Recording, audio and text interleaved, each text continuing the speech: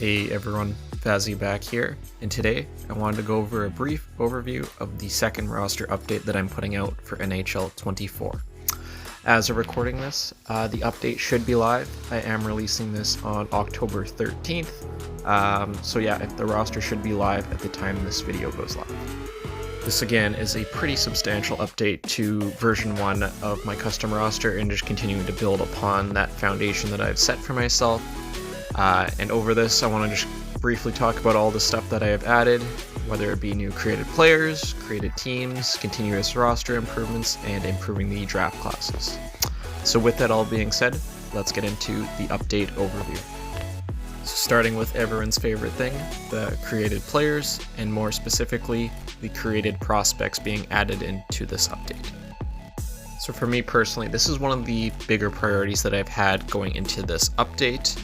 As a lot of you may know, going into the first roster update, I added over 330 different created players, most of them being prospects.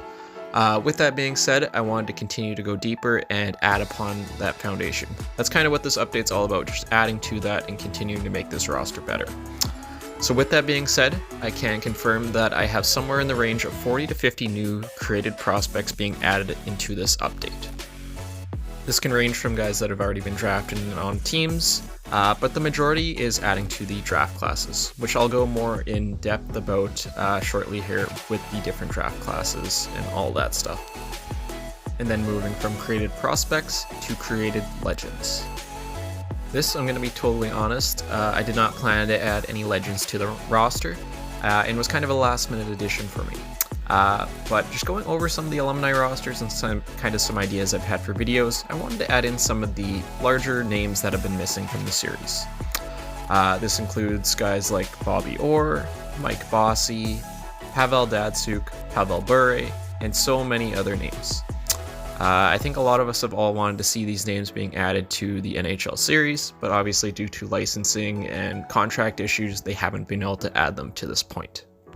This will not actually affect your franchise mode at all unless you do substitute the alumni teams into franchise, so you don't have to worry about random legends just showing up in the franchise mode.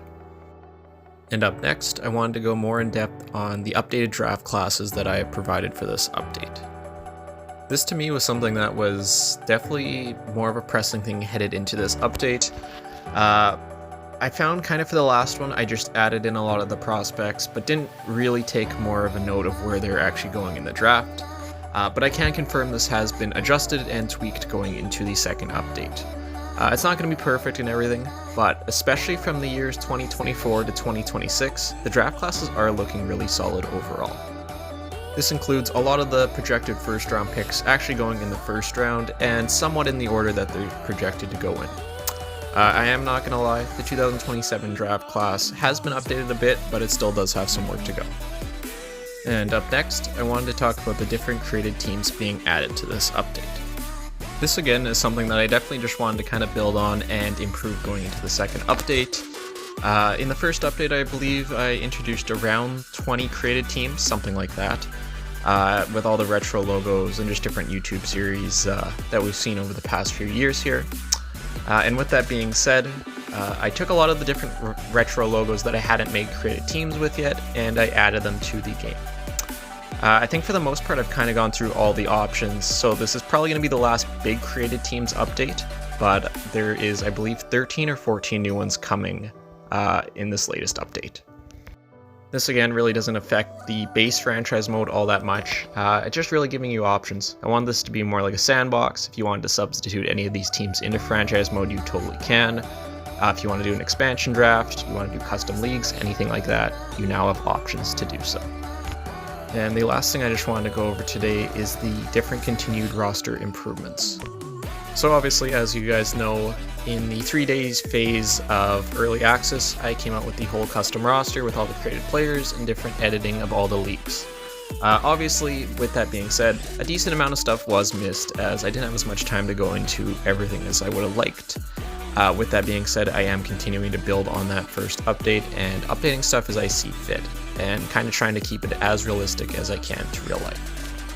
And I want to say this definitely isn't perfect by any means, but it's just something I'm going to continue to build on in each update I release this whole year.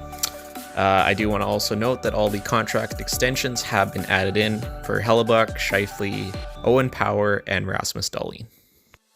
But yeah, that's really everything I wanted to kind of feature here going into Update 2. I think there's a decent amount of stuff here. You guys might not see an update here for a couple weeks, maybe even a month, I'm not too sure. I feel as I've added in a decent amount of stuff that I wanted to add in, and I'm overall pretty happy. Yeah, we'll totally see when the next one is, I'm not too sure. Definitely follow my Twitter at vasyroster for all the latest updates. So I think that's going to do it for this roster overview. Definitely enjoy the roster, and I will see you all in the next video.